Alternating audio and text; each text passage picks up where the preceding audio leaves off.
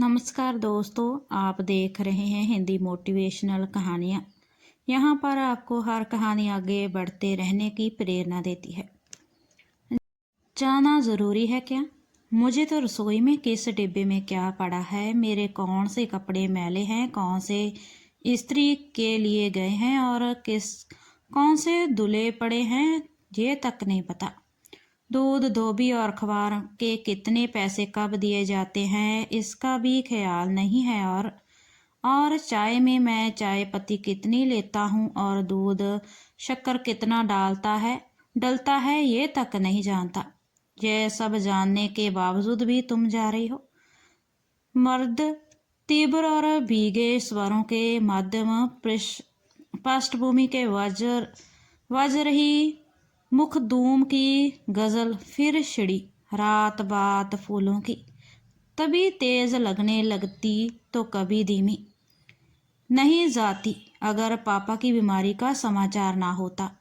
पापा के लिए माँ है तो वहाँ, मेरे लिए तो यहाँ कोई भी नहीं। सोचो मैं बीमार हो गया तो हजूर की सारी बीमारियों के इलाज तो मेरी चुटकियों में है। कहते हुए बैग में कपड़े की तह बनाती सुधा ने मुस्कुराकर सुधीर को देखा और अपना नीचे का होठ काटा। तुम्हें मजाक सूझ रहा है? कितनी निर्दयी हो। मत जाओ सुधा, मन रिक्त हुआ जाता है। तुम कहो तो साथ चलकर तुम्हारे पिता को यहीं पर ले आते हैं, सब साथ रहेंगे। और लोगों से क्या कहोगे कि अनब्याही बेटी के दामाद के घर जा रहे हैं? अभी तो उन्होंने हमारे साथ तक को ही मंजूर नहीं किया, पर क्या पता इस बहाने ही फिर तो जिंदगी भर साथ ही होंगे। मत जाओ यार, मुझे डर लगता है। ये कोई तरीका ना हो हमें दूर करने का, बीमारी केवल बहाना ना हो। पागल हो क्या? फिल्मों की कहानियों और क्राइम थ्रिलर से बाहर निकलो। सुधा प्लीज।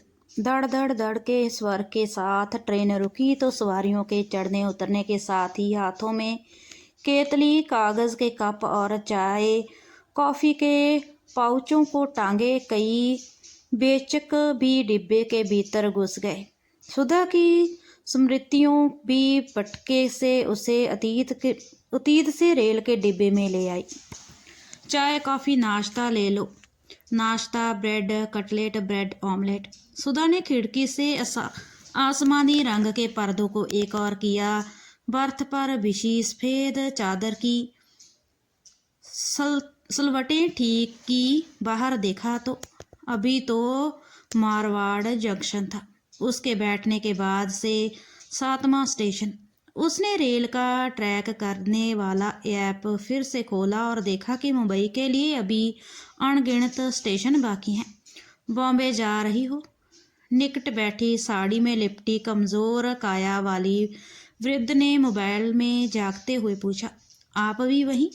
हाँ, अपने बेटे के पास जा रही हूँ। एसी का टिकट उसी ने भेजा है।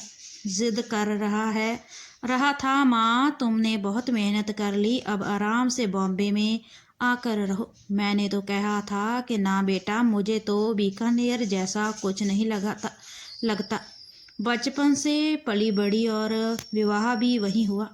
उसी घर में तेरे पिताजी की याद बसी है, पर वो कहाँ मानने वाला। बच्चे ऐसे ही होते हैं, पास रहो तो झगड़े और दूर रहो तो तुम्हारे बगैर मन नहीं लगता।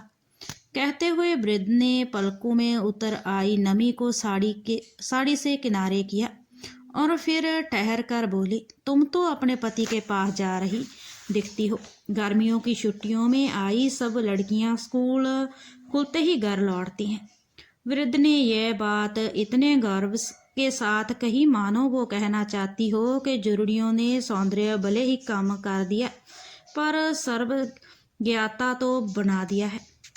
पति, इस शब्द और शब्द में छिपी पीड़ा पर सुधा एक बार मन ही मन हिचकी, मगर फिर संभालते हुए जोड़ा, हाँ, पति ही। अपने घर जा रही हूँ छुट्टियों के बाद। अपना घर कही बात को सोचते हुए सुधा के चेहरे पर एक ललाई सी दौड़ पड़ी। अपना घर, शादी नहीं हुई तो क्या, रहते तो वो और सुधीर पति पत्नी की ही तरह हैं। साथ मिलकर घर सजाना, हर शाम ऑफिस से जाने के बाद की चाय और रात का खाना साथ में खाना। और भला क्या है मियाँ बीवी के संबंध में कला बातू होता है।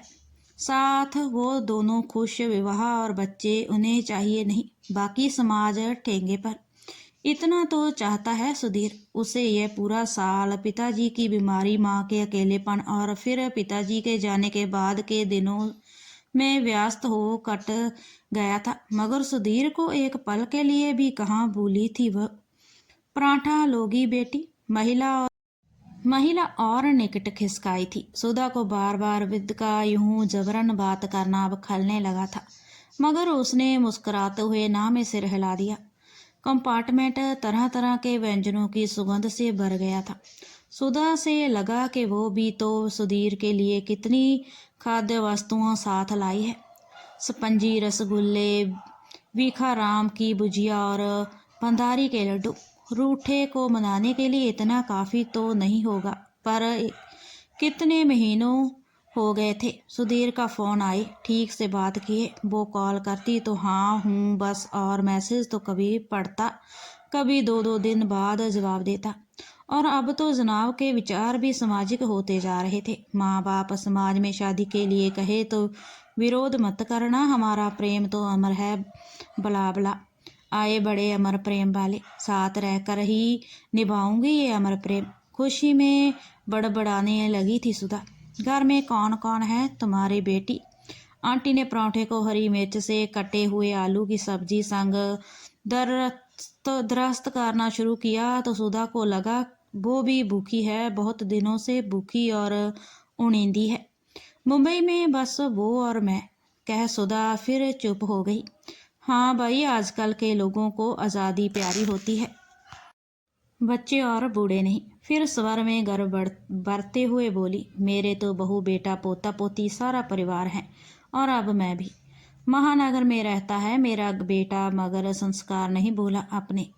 बस बहुत बरस हो गए सबको देखे। फिर जोड़ा फिर बोला, आए भी तो कैसे, समय ही नहीं होता उसके पास। कहते हैं महानगरों वाले हम छोटे शहरों की तरफ नहीं जीते।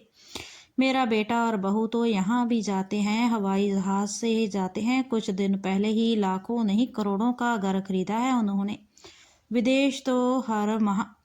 सुधा को अब वृंदा की तंजिया बातों और बार बार की अपने बेटे के संस्कारों और ईर्ष्या की अनावास और बॉडी दिखावट से रुचि होने लगी थी। उसने पर्स में से मोबाइल निकाला और अपने रवाना होने का संदेश गलबियाँ वाली इमोजी के साथ सुधीर को भेज दिया। और जब कुछ देर में जवाब में हाथ वैसे ही इमोजी और धड़कते दिल का आइकन आया तो संतुष्ट सी हुई, जैसे सुधा ने भोजन को स्वीकृति दे दी। पैंट्री कार के प्रोसकारे से ब्रेड ऑमलेट लिया और खाने लगी, इस मध्य सवालों से बचने के लिए। पूरे समय वृद्ध को उपेक्षित करती रही, लेकिन वृद्ध ने अपेक्षा को कोई महत्व न दिया। वो बातों के मैदान में अपने पैर अंगद की तरह जमाए रही। कौन से स्टेशन उतरोगी बेटा? सुधा ने एक बारगी वृद्ध के स्वर को सुनकर भी अनसुना किया, मगर पहले ही पल उसे अपने व्यवहार पर गलन बोध हुआ। पलट कर पूछा, आप कहाँ उतरेंगी आंटी? और मुस्कुराते हुए थोड़ा, शायद हमारा आगे का भी साथ लिखा हो। बांद्रा नाम लिखा है, मेरा भी वही मकाम है, पर वहाँ से कहाँ जाएंगी आप? कहाँ है आपके बेटे का घर? नरूल में। नरूल नहीं आंटी, नैरुल कहे। फिर तो हम एक ही राह के राही हैं। मेरे आपके इस संग में ना जाने कितने संजोग लिखे हैं, साथ चल लीजिएगा। अरे नहीं बेटी, मेरा बेटा लेने आएगा गाड़ी लेकर। दामाद जी ना आ रहे होंगे तो तुम्हें भी तुम्हारा भाई छोड़ देगा। पहले बेटी, फिर दामाद और अब भाई। कहीं ये बुढ़िया कोई ठग या चोर तो नहीं, जरूरत से ज़्यादा लाड इड़ा रही है। सुधा ने मन में यह सोचा, मगर व्यवहार में बोली, अंधे को 2 आंखों से अधिक क्या चाहिए, आपके संग ही सही। अगले पलों में सुधा ने सीट के नीचे बंधे अपने बैग की जंजीर को एक बार हाथ से खींच कर तसल्ली की।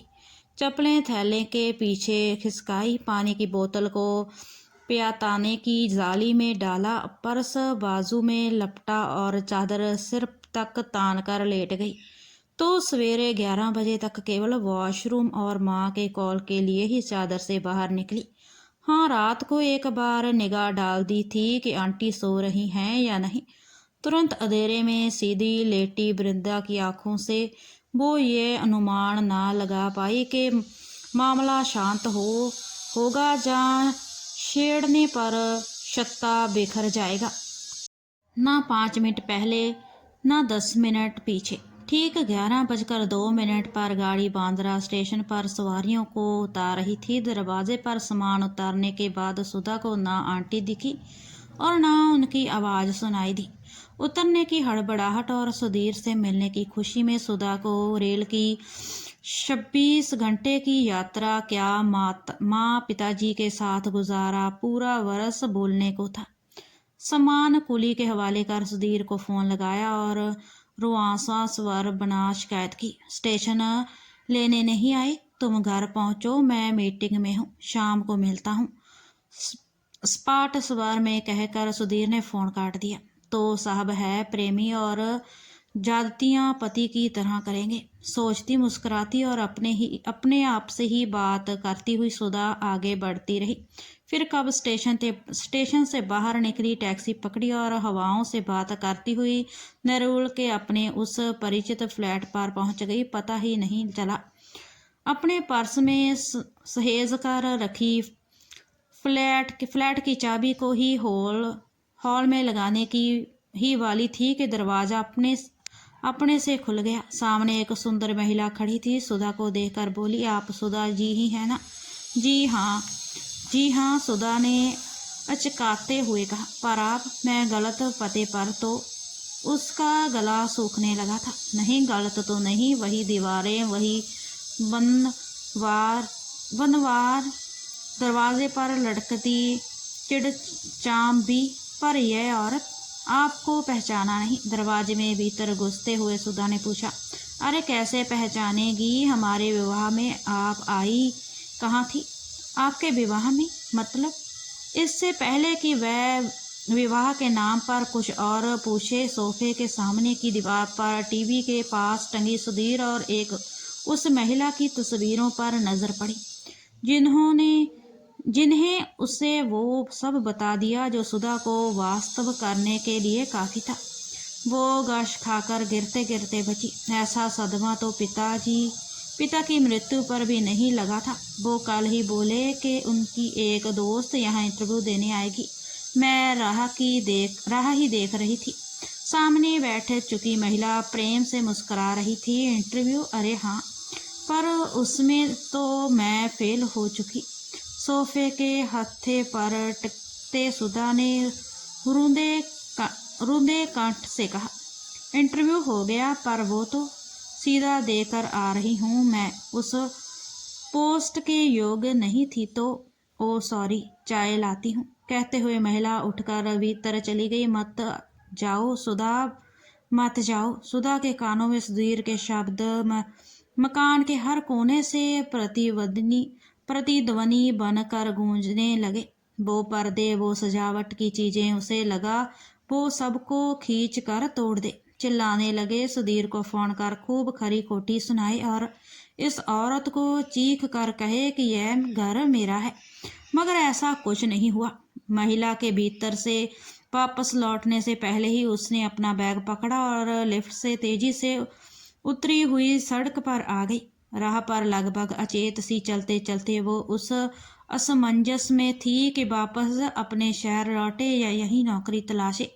यह सोचने के लिए वो निकट के एक रेस्टोरेंट में चली गई। एक चाय और साथ में पार्लेजी पैकेट ले आए। सामने की टेबल पर यह पहचाना सा स्वर सुना तो कुछ होश आया। आंटी आप? हाँ, वो बेटे के घर पर ताला था। पड़ोसियों ने कहा कि परिवार विदेश में बस गया है साल भर पहले। सोचती हूँ शाम की रेल से वापस लौट जाऊं, हताश स्वर में वो बोली। पर आपको तो वृद्धा जबरन मुस्कुराई। बच्चों के भरम माँ ना रखे तो कौन रखेगा। सुधा ने वृद्ध के हाथ पर हाथ रखकर कहा, मैं भी चलूँगी आंटी। मेरे पति देव भी एक ट्रेनिंग के सिलसिले में विदेश गए हुए हैं।